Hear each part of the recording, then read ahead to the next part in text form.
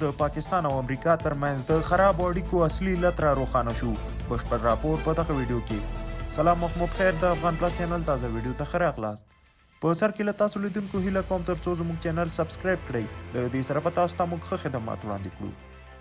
د امریکایي څېړنو مرکز په یو راپور کې د امریکا او پاکستان اړیکو خرابېدو ته یوه کتنه کړې. دوی وایي په افغانستان کې د طالبانو واک ته رسېدو سره د پاکستان او امریکا اړیکې خرابې شوي.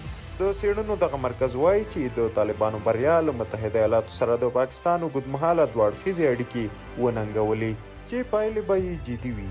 یاد مرکز په یوه مقاله کې لیکلي چې د تېرو 20 کلونو راهیسې د متحده ایالاتو او پاکستان ترمنځ اړیکې د افغانستان په جګړه کې د متحده ایالاتو د اړتیاو په اساس تعریف شوې وې. له بلې خوا د اصلي څېړنو پایلې ښایي چې د پاکستان لخوا د اسلامي امارت ملاتړ کول، د چین سیاسي او اقتصادي نړیوالې پروژې عملي کول او په افغانستان کې د پاکستان تلپاتې اهداف د دې سبب شول چې امریکا په افغانستان کې ماتې وخوري او له سیمې وتښتي.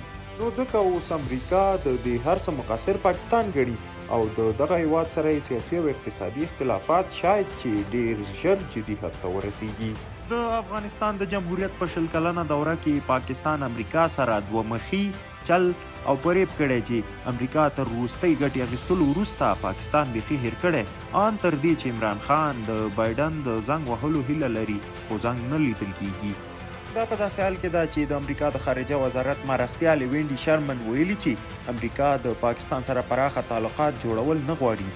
د امریکا دا دریځ به په پاکستان څه اثر وغورځوي او وجه یې ستاسو په نظر څه ده؟ په دې اړه خپل نظریات را سره شریک کړئ. دا د دې مهال ویډیو تر نورو تازه ویډیوګانو هیر نه کړئ چې له موږ سره اوسئ. تر بیا ښې چارې.